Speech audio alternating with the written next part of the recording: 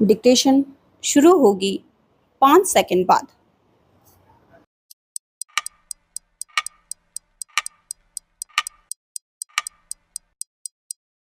Start. केंद्रीय cabinet ने अनुसूचित जातियों एवं जनजातियों अर्थात एससी, एसटी समुदाय के आरक्षण में क्रीमी लेयर की व्यवस्था लागू न करने का जो फैसला किया वह मोदी सरकार की राजनीतिक व्यवस्था का ही परिचायक है, चूंकि सुप्रीम कोर्ट के क्रीमी लेयर वाले सुझाव का कई दलों की ओर से विरोध किया जा रहा था और पिछले दिनों भाजपा के एससी एसटी वर्ग के सांसदों के एक प्रतिनिधिमंडल ने प्रधानमंत्री से मिलकर इस सुझाव के अनुरूप कोई कदम न उठाने का आग्रह भी किया था। इसलिए इसके आसार कम ही थे कि केंद्र सरकार इस दिशा में कोई पहल करेगी। केंद्रीय कैबिनेट ने ऐसा फैसला शायद इसलिए भी लिया ताकि विपक्षी दल यह कपटपूर्ण दुष्प्रचार न कर सके कि मोदी सरकार संविधान और आरक्षण खत्म करना चाहती है। सुप्रीम कोर्ट के इस सुझाव में कुछ भी अनुचित नहीं कि ओबीसी आरक्षण की तरह एससी एसटी आरक्षण में भी क्रीमी लेयर की व्यवस्था लागू की जानी चाहिए। आखिर एससी एसटी समुदाय के जो लोग आईएएस आईपीएस बन गए हैं उनके बेटे बेटियों को आरक्षण का लाभ क्यों मिलना चाहिए?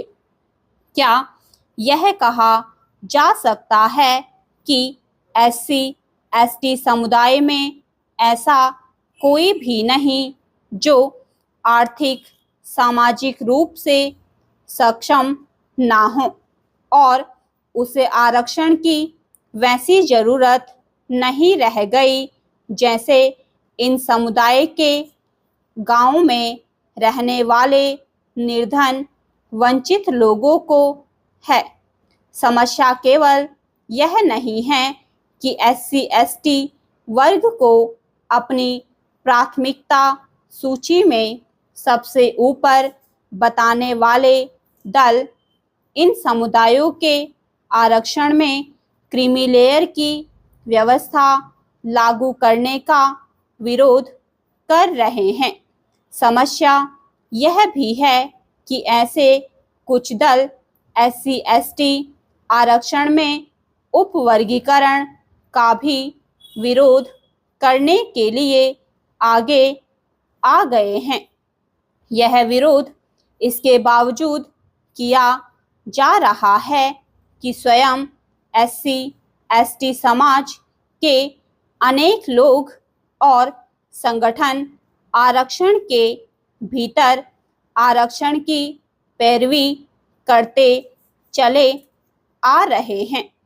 कुछ राज्य सरकारों ने उनकी मांग के कारण ही आरक्षण के भीतर आरक्षण की व्यवस्था बनाई भी थी।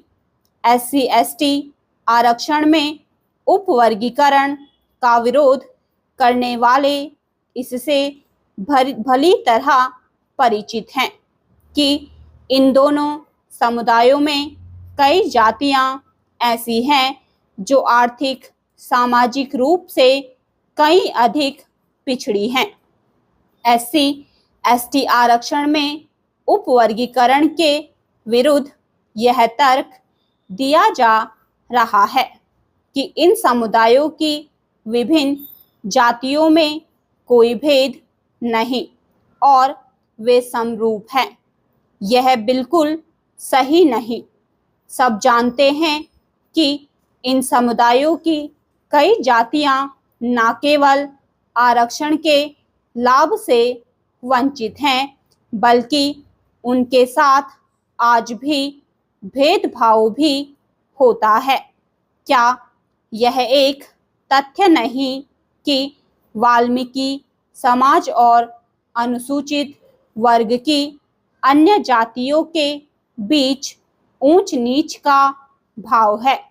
यह ठीक नहीं कि सामाजिक न्याय के नाम पर वोट बैंक की राजनीति को प्राथमिकता दी जा रही है। यह राजनीति न केवल सामाजिक न्याय के खिलाफ है, बल्कि एससी एसटी समुदाय की वंचित जातियों की अनदेखी भी है। स्टॉप।